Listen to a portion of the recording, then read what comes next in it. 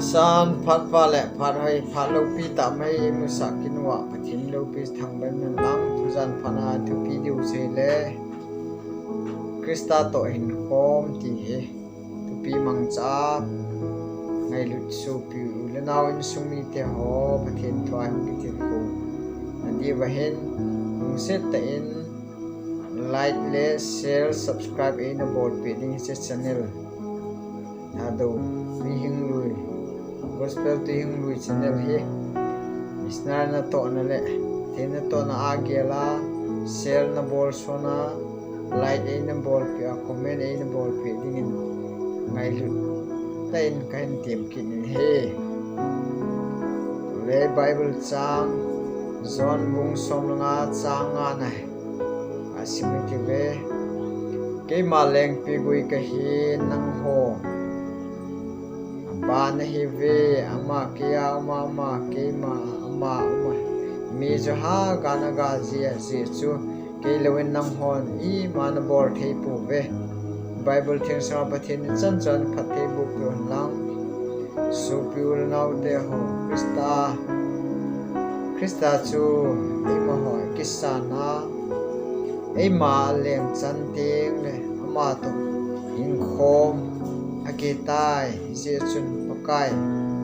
jesun ke ma leng pi gui ka hin nang ho ba ni ve ke ya mas ha gana ga ji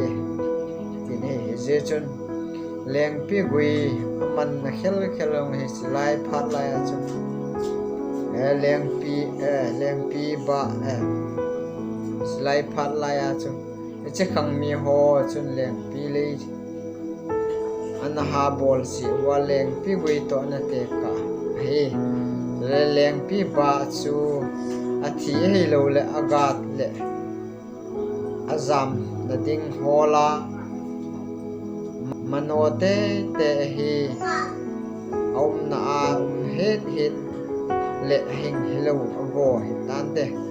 ite ding he je chun so pil nau te om het ho chu thing go ago hello wang la azam do dinga ei dei alu mano dinga ei dei alu ha ga dinga ei dei